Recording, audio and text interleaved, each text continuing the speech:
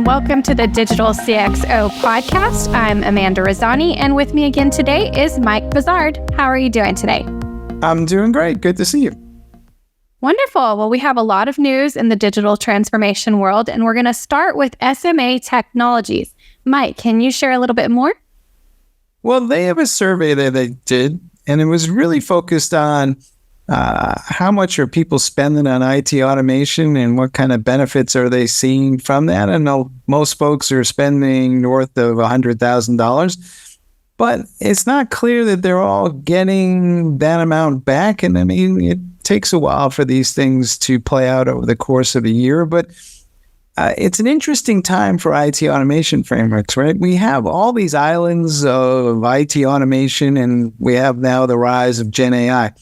And I think a lot of folks are trying to figure out, well, what is the right level of investment in these IT automation frameworks going forward? Because I can increasingly connect a bunch of prompts together and maybe create a prompt library to automate a series of tasks. And I may have to know a little bit about prompt engineering, but I don't have to spend a fortune on an IT automation framework to go do that per se, so long as I can expose the right data in a way that is consistent and kind of create some sort of flow around that whole process.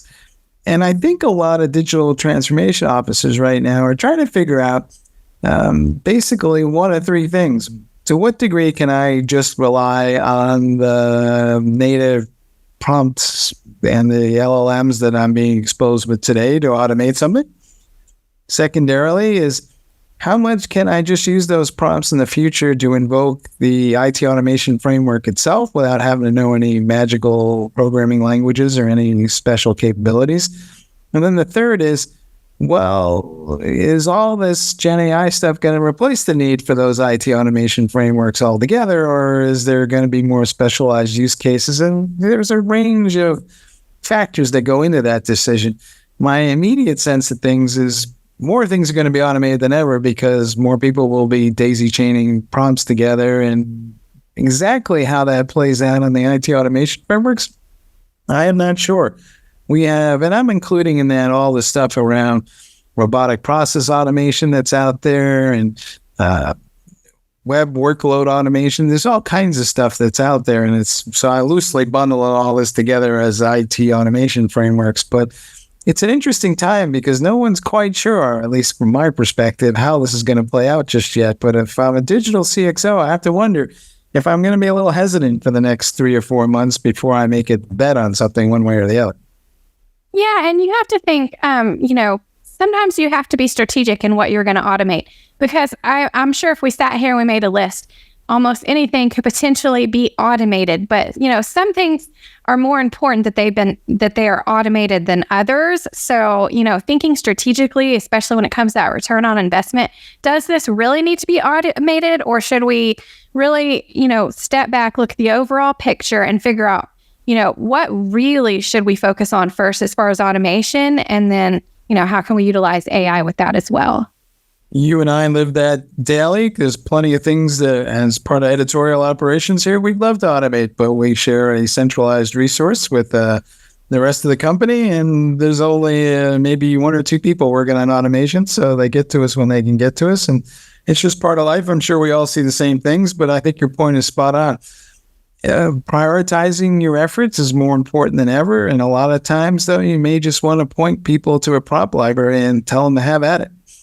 Yeah, and sometimes automation can go overboard to the point of it actually being a problem and more of a nuisance when it's over-automated. And, you bring up a great point, because there's a lot of processes that, frankly, have more exceptions than rules, and that's necessary because it's been determined over the years that there are just all these one-off use cases that need to be addressed. So sometimes a process doesn't easily lend itself to being automated. And of course, the folks who are advocates for automation are always like, yep, we can automate everything. But then, you run into all these different isolated use cases where some customers get annoyed because the automation is just far too constricted. Absolutely. Well, moving on now, we're going to talk about something I feel we talk about pretty regularly, which is the importance of data. And I recently had a great conversation with Andy McMillan of User Testing, and then the CTO and the CEO of Crikey, which is a gaming company. And it was very interesting about how they utilized user testing to kind of better understand what users want by running them through, actually studying how they're using software, how they're using different tools, and then taking that data to better understand what products they should really put out there, or how they can change up their products to improve their customer and user experience. So we're of course, we know that that's very important, and data, the more you can have it and the more you can harness that data, is the backbone of every company. But what are you hearing from business leaders? I think it directly relates to what we were just talking about. The issue with automation is we don't have enough insight into what the actual end customer wants. So there's a tendency to automate from the perspective of the employees and the managers and what their quote unquote desired outcome is, because a lot of times, we've talked about this before, but you feel like somebody just pushed a data entry task out from themselves to somebody else who's a customer, and the customer goes, this is not a better experience, doesn't help me get a more customized offering. It doesn't really even speed things up for me. It makes it harder, because all that stuff that you used to do on your side, you're now sending over a form to me to handle, and that's not a lot of fun. And so people will go shop somewhere else. I think a lot of that has to do with we don't test enough about how people are using software or how that process has impacted them. And sometimes we don't even want to know, because we are deliberately trying to push the process out to them, and we have a hidden agenda. But at the end of the day, they get wise to it, and then they start complaining, and you start seeing your customers' satisfaction scores start to decline simply because somebody automated something in a way that turns out the customer hates. Yeah, and more and more is online, and there's more tools and software and platforms that customers are using, and they're coming to expect a lot more. They're a lot more particular, and their expectations are a lot higher, especially as more and more tools, come to light, like AI especially. So definitely understanding what the customer's needs are is only going to be really achieved through more data. Yeah, and folks, someday they want mass customization. Everybody wants a process that's tuned to them. Yes. So moving past this, we're going to talk a little bit more about this subject. There's an article on Digital CxO called Moving Past the Hype Around AI for CX and Automation, what we were just speaking of. And there was one of the Forrester analysts was sharing on a recent Forrester podcast that companies really need to step back and be careful when it comes to just trying to implement this AI, and really look at the overall picture. What is the use case that they need? What is the solution that they're looking for? And not just start harnessing AI for the sake of it and for the sake of automation or for customer experience, without really understanding the repercussions, because then you have things like Air Canada when they let loose their chatbot, and then they got in trouble because the chatbot just generated false information to the customer, and then they faced a lawsuit, and they were blaming the chatbot when ultimately it's their tool. It's just a technology, and they can't blame a technology or sue a technology. So this is going to become an issue when you try to let AI loose like that without any kind of oversight. They really need to be careful. So what are your thoughts? I think a lot of this just comes down to what you just said, understanding how it works. So all these generative AI platforms are probabilistic. That means that as far as the machine can tell, based on the data that it's been exposed to, that this answer is the right answer. Now, what makes it challenging is the machine will present that in a very convincing fashion. So you, as the person looking at that, say, well, the machine seems absolutely sure. Well, it turns out that is not a deterministic answer, so it's basically taking its best guess. And the funny thing will happen, if you ask the same question 4 or 5 times over, you'll get slightly different answers each time. So that kind of tells you that the machine is continuing to guess. And you got to be real careful if your customer experience is supposed to be the same 100% of the time, and suddenly you're automating something with Gen AI. Yeah, chances are it may not work out the way you think. Yeah, absolutely. Now, moving on, I get so excited when we talk about things like this. Robots. We're going to discuss some new robots.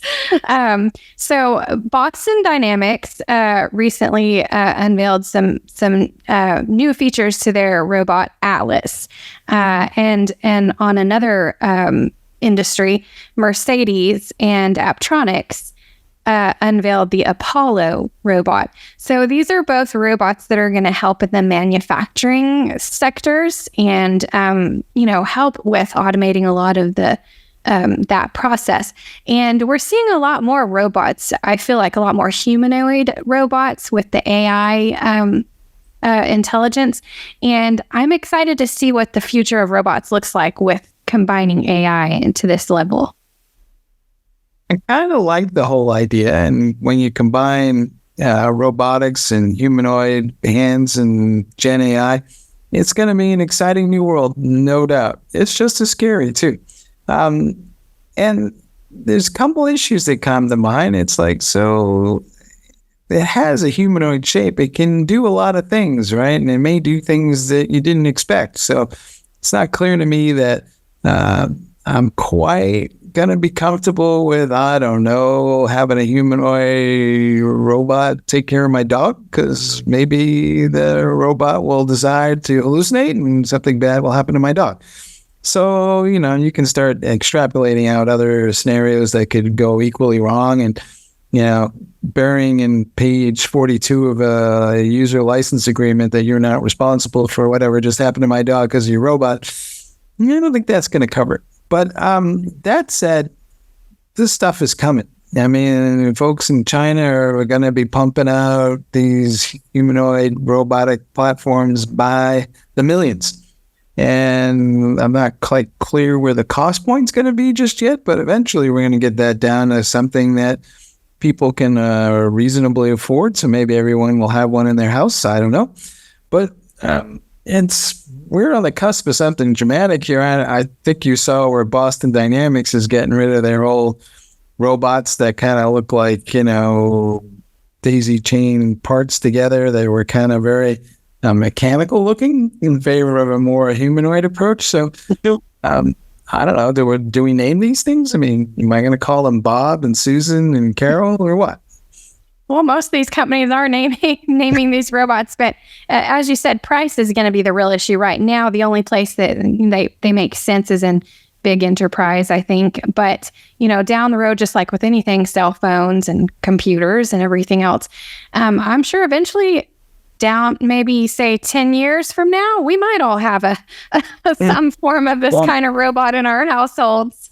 You were just dealing with some issues before this call that you probably would have just as soon as sent the humanoid robot out there for. Yes, wouldn't that be nice if I could have a humanoid robot go paint my house? That would be great.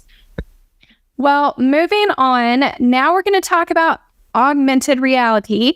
And Meta just recently announced that they have joined forces with the AR Alliance as founding members. And I think this is great because there's so many neat things you can do with augmented reality and virtual reality. And I think it's just the tip of the iceberg in this area. And, business leaders are looking, how can they harness it for better customer experiences and remote work experiences and various other use cases for it. So what are you hearing? I think that there's a split coming, or maybe it's a merger. I'm not quite clear, but clearly there's augmented reality for consumers and gaming and whatever else. And then there's augmented reality for business, which to me still feels like a digital twin, right? That's just something I can interact with maybe a little more deeply because I'm using some hollow glasses or whatever Apple's building to engage with that. But I wonder if this is going to be a space unto itself, or if it's all about to converge with AI, Gen AI, and for that matter, robots. Yeah, it'll be very interesting to see how we blend all these, technologies together for a really amazing experience in a variety of industries, personally and professionally. All right. If that does come to be the case, though, and we are dealing with augmented reality and robots and everything else, by all means, we got to start dusting off our copies of various Asimov novels and other folks about, do no harm with the robots. So, yes, well, I think we're a bit of a ways from all that, but it's very exciting to see this future unfold.